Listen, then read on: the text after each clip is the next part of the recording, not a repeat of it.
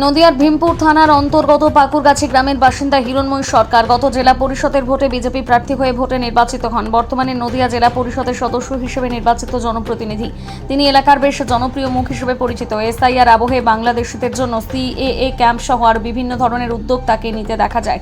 SIR প্রক্রিয়ার সমস্ত সময় বিভিন্ন রকম বিজেপির প্রচারে তাকে উল্লেখযোগ্যভাবে এলাকার প্রচার করতে দেখা যায়, কিন্তু এসআইআর এর ফাইনাল তালিকা প্রকাশের পর দেখা যায় তারই নাম ভোটার তালিকা থেকে ডিলিট হয়ে গেছে, অর্থাৎ ভোটার লিস্টে তার নামের ওপর ডিলিট লেখা রয়েছে। ভোটার লিস্ট বেরোনোর সাথে সাথে গ্রামবাসীদের সকলের চোখে পড়ে, এমনকি সোশ্যাল মিডিয়ায় দেখা যায় তাকে নিয়ে বিভিন্ন লেখালেখি এবং সে বাংলাদেশ থেকে 2003 সালে সেই ধরনের বিভিন্ন তথ্য। এছাড়াও সোশ্যাল মিডিয়ায় অভিযোগ ওঠে এখনও তার বাবা মা বাংলাদেশে আছে। এই ঘটনার পরিপ্রেক্ষিতে তার কাছে জানতে চাইলে তিনি জানান তৃণমূলের ব্লক সভাপতি সুশান্ত মণ্ডল ষড়যন্ত্র করে তার নাম ভোটার তালিকা থেকে বাদ দিয়েছে। সুশান্ত মণ্ডলের কাছে জানতে চাইলে তিনি জানান সম্পূর্ণ প্রক্রিয়াটি নির্বাচন কমিশনের তত্ত্বাবধানে হয়েছে। আমরা প্রথম থেকেই এর ঘোর বিরোধী।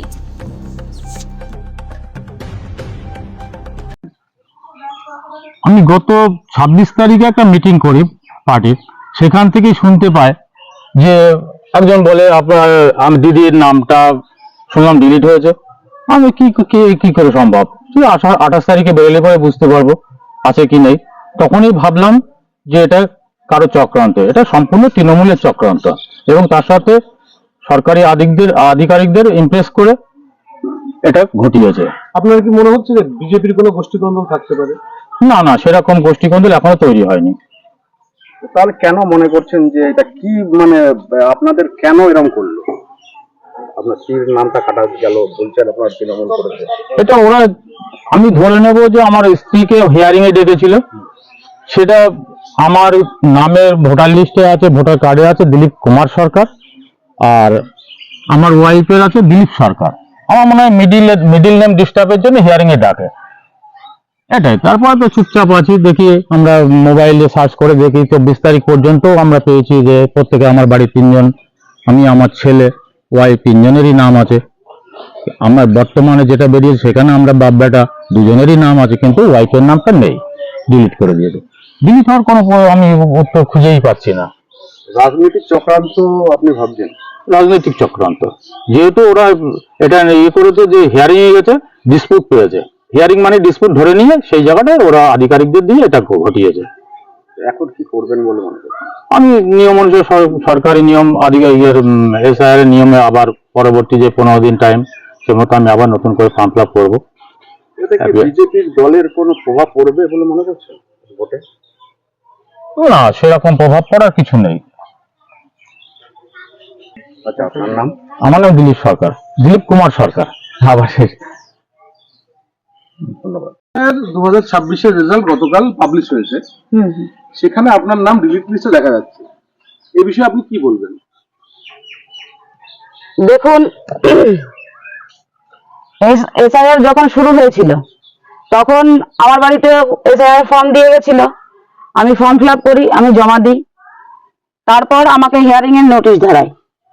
আমার মনে হয় হিয়ারিং এর নোটিশ ধরিয়েছে আমার হাজবেন্ডের আমার ভোটার কার্ডে ওর মিডিল নেমটা কুমার নেই এবং ওর ভোটার কার্ডে কুমার আছে। এই কারণে আমার মনে হয় আমাকে এসআইআর এর নোটিশটা ধরায়। আসলে আপনার জন্ম কোথায় বা আপনি কোথাকার? দেখুন, আমার যে 2 দিদি আছে, আমার বড়দির বয়স আপনার 55+, আমার মেজদির বয়স আপনার 51+। তাদের এখানে বিয়ে হয়েছে যথাযথভাবে। আপনার আমার জামাইবাবুরা সব সার্ভিস করে, আমার বড়দিও নিজে আশা কর্মীতে আছেন। আমার মার বয়স 70+, আমার দাদার বয়স 40+। তাহলে আমি কি করে বাংলাদেশি হই? প্রত্যেকের নামই এসছে, শুধু আপনারই আসেন? শুধু আমার নামটা আসেনি। এটা কি ভাবছেন? এটা তৃণমূলের কারসাজি। এটা দেখুন, আমি 2018 সালেও জেলা পরিষদ মেম্বার ছিলাম, আমি 2023-এও জেলা পরিষদ মেম্বার। যেহেতু আমি 2বারের জেলা পরিষদ মেম্বার, এখানে টিএমসিদের কোনো জায়গা নেই, ওরা পার্টি পাততে পারে না, কারণ তাদের এই অপকর্মের জন্যে। আর এই জন্যই ওরা যেহেতু পার্টি পাততে পারে না, ওদের জায়গা নেই, ওরা কোনো না কোনো রকম বিজেপিকে দাবানোর জন্য, আমাকে দাবানোর জন্য এই কাজটি ওরা করিয়েছে সরকারি আধিকারিকদের দিয়ে। এই বিষয়ে না, আমার এখনো এই শিবিরের কথা, যেহেতু জেপি নাড্ডার প্রোগ্রাম, সবাই আমরা ব্যস্ত, আমিও একটু পরে বেরোবো। হ্যাঁ, কি মনে হচ্ছে আপনার বর্তমান পদ কি বাতিল হতে পারে? দেখুন সেরকম তো কোনো খবর নেই, নির্বাচন কমিশন তো সেরকম কোনো খবর দেননি যে নাম ডিলিট হয়ে গেলে বিচারাধীন থাকলেই সে যে বাদ পড়ে যাবে। তিনি যে নিয়ম আবার বেঁধে দিয়েছে, আমি সেই নিয়মে আবার চলবো, আমার কাগজপত্র আমি আবার অ্যাপ্লাই করবো, আমার সমস্ত রকম কাগজপত্র রয়েছে। আপনার নাম? হিরণময়ী সরকার। কি পদে আছেন? আমি জেলা পরিষদ মেম্বার, কোথাকার? জেপি 22-এর। আমার ধারণা ব্লক প্রেসিডেন্ট সুশান্ত মণ্ডল এটা করিয়েছে, আধিকারিকদের চাপ সৃষ্টি করে এই কাজটা উনি করিয়েছেন, যাতে আমার নামটা ডিলিট করে দেওয়া হয়। কিভাবে ভাবলেন, কিভাবে সম্ভব? মানে এসআইআর তো নির্বাচন কমিশনের বিচারাধীনের প্রক্রিয়া ছিল। এসআইআর আপনার নির্বাচন কমিশনের অধীনে হলেও এখানে যারা কাজ করছে তারা কিন্তু কেউ নির্বাচন কমিশনের লোক নয়, সবাই দিদির লোক।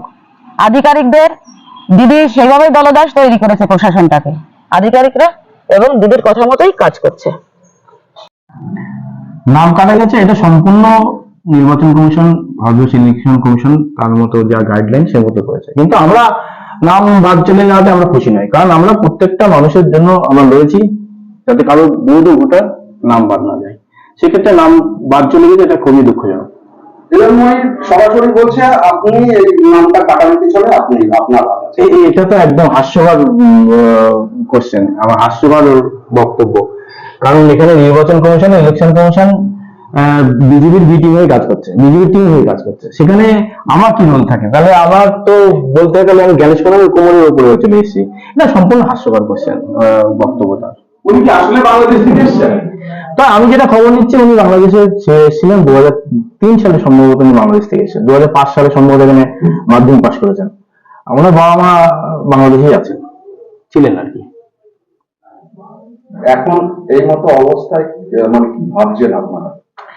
আমাদের স্ট্যান্ড একটাই, যে আমরা প্রথমেই বলেছিলাম, দেখুন আজকে হিরণময়ী সরকার সে 2018 সালে জেলা পরিষদ সদস্য হয়েছেন, 2023 সালে এখানে কন্টেস্টিং করেছেন, আবার 2023 সালে পুনর্বার নির্বাচিত হয়েছেন। আমরা কখনো চাইনি যে এখানে হিরণময়ী সরকারের মতো আরো মানুষের নাম বাদ চলে যাক। প্রচুর মতো আছে আমাদের বিনপুর অঞ্চলেই, আমাদের ব্লকেই তাদের নাম বাদ চলে গেছে। আমরা কোথাও চাইনি যে একটা বৈধ ভোটার যারা 2024 সালে মোদী মানে প্রধানমন্ত্রী নির্বাচনের যারা ভোট দিয়েছে, আমাদের এই ব্লক থেকে প্রত্যেকটা অঞ্চলে এখানে বিজেপি তার লিড পেয়েছে, তাহলে এই সমস্ত মানুষই বিজেপিকে ভোট দিয়েছে, এই সমস্ত মানুষদেরকে নাম বাদ চলে যাচ্ছে। এবং কেন, এটা কেন হবে? আমাদের কোশ্চেন হয়েছিল কেন নাম বাদ যাবে, কিন্তু নাম বাদ দেওয়ার পিছনে একমাত্র চক্রান্ত বিজেপির চক্রান্ত। বিজেপি ছাড়া এখানে এই চক্রান্ত সামিল কে হতে পারে? বিজেপি করেছে সবকিছু। আমার সুশান্ত মন্ডল, আমার কৃষ্ণনগর 1 নম্বর ব্লকের ব্লক সভাপতি।